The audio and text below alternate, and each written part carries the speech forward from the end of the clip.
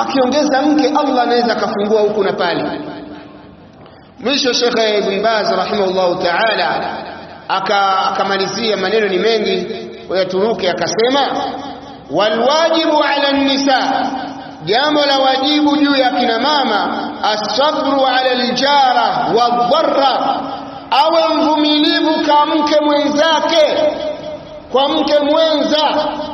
Kuna wanawake inafika tu ajifanye aumwa, hawezi kula mpaka mke mwenzake aondoke. Huyo hana akili. Ungekuwa na wewe ungefanyiwa hayo, ungekuwemo? Hebu kumbuka, uende ukazaa watoto wa kike, kesho na kesho kutwa wanaolewa ukewenza, na wao wafanyiwe hayo, kwa sababu yale unayofanya leo kesho na kesho kutwa inaweza kufanywa kwa mwingine. Unaleta visingizio, najua siwezi kula, sijui kitu gani. Hapana, msikubali kuchezewa na shayatini na mashaitani wa kibinadamu katika masala haya. Sheikh Ibn Baz rahimahullah ta'ala anasema alwajibu ala an-nisa as-sabru ala al-jara wadh-dharra, yajibu ala al-mar'ati allati, ni wajibu juu ya mwanamke ambaye tu'minu billahi wal yawmil akhir, anamwamini Allah na siku ya mwisho, antasbira, awe na subra, avumilie. Usimfanyie vitimbi mwenzako, yule pia naye ni binadamu kama wewe. Lakini pia anasema wa anta'lama, natambue huyu mwanamke, anna hadha haqqun lizawji, kwamba hiyo ni haki ya mume wake. Kuongeza mke ni haki ya mume wako. Wa annahu la yajuzu laha, na kwamba haifai kwake yeye huyo mwanamke fi'lu ma la yanbaghi, kufanya yasiyofaa, inda wujudi zawjatin thaniya, pale ambapo atapatikana mke wa pili, maadamu ya'dil wa yuaddi alhaq, maadamu yule mwanaume anafanya uadilifu na anatekeleza haki.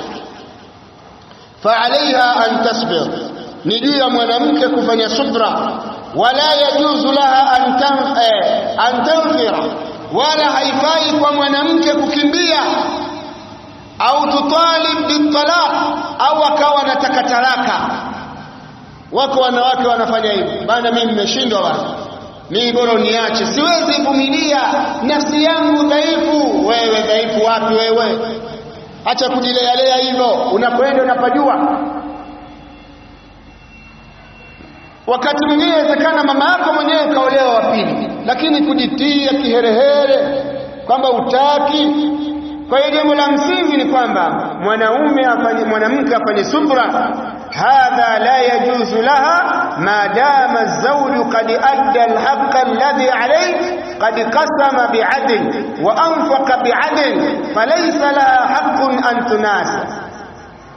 Haifai maadamu mwanamume ametekeleza haki yake, ametekeleza haki yake, amegawa kwa uadilifu na kila kitu kakisimamia kwa uadilifu, hakuna haki kwa mwanamke wa pili, kwa mwanamke wa kwanza kufanya ugomvi au tutalib bil firaq, au yeye akaamua kuachika kwamba sitaki, au akamkera mume wake mpaka amwache mke wa kwanza, anamfanyia vitimbi.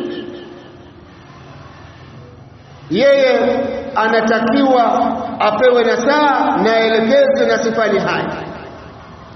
Hayo ni maneno ya Ibn Baz rahimahullah ta'ala, akitoa nasaha na akizungumza faida za kuoa mke zaidi ya mmoja.